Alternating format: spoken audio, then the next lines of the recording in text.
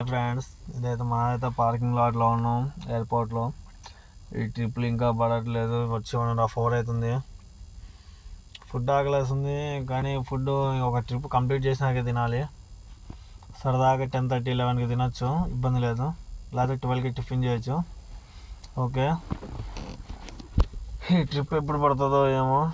ఓకేనా, మనకి సంపాదన సరిపోవట్లేదు అబ్బాయి.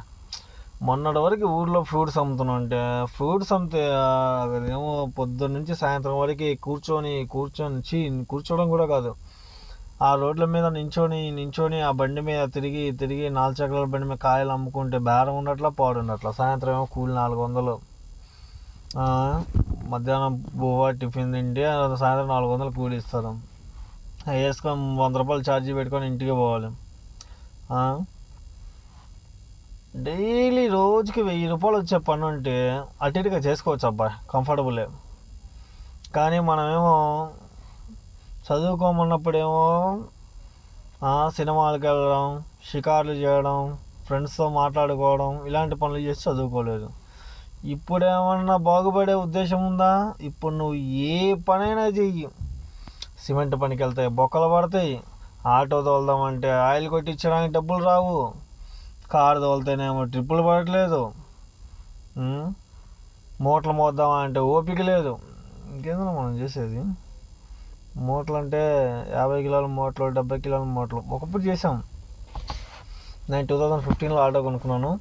2015 కంటే ముందు 2014-13లో చేసినాను. రైస్ మిల్లో చేసినాను. 1.5 year చేసినాను. ఆ తర్వాత సింపుల్గా ఆటో కొనుక్కున్నాక మనం సోమరిపోతులాగా తయారైపోయాం. ఇంకా అంత కష్టం ఉండదు. ఓన్లీ ఆటో సెల్ఫ్ కొట్టడం, స్టార్ట్ చేసుకొని పోవడం, ఇంకా జనాలు తిప్పుకోవడం సరదాగా. ఆ తర్వాత 2 years తర్వాత ఫైనాన్స్ అయిపోగానే మళ్ళీ ఇంకొక ఆటో తీసా, అప్పి ఆటో తీసా, ఈసారి ప్యాసింజర్. అందులో ఫ్రూట్స్ అమ్మడం మరి నాకు ఇంకా పూర్తిగా తయారైపోయా తేడాగా. ఫ్రూట్స్ అమ్ముకోవడం, కాయలు అమ్ముకోవడం అదే పని. ఇంకా ఆ తర్వాత అది 1.5 year అయిపోయినాక అది పోయింది.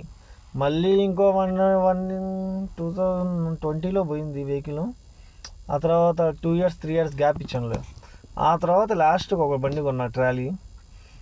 పొరపాటున కొంచెం దానికి ఒక 7-8 నెలలు చేతిలో ఉంచుకున్నాను. కొంచెం అప్పు వేరే చోట ఉంటే అది వేరే వాళ్ళకి ఇచ్చేసాను. జస్ట్ ఇప్పుడు మాత్రం మళ్ళీ ఇంకో బండి కొనుక్కోవడానికి సిద్ధంగా ఉన్నాను, కానీ దానికి టైం బట్టి ఎలాగుంది. ఎంత అంటే మన ఊర్లో మనం పని చేస్తుంటే 400 ఇస్తున్నాం, 400-500 మనకు సరిపోబ్బాయి. కావున డైలీ 1000 రూపాయలు కావాలి, 1000, 1200, 1300 కావాలి.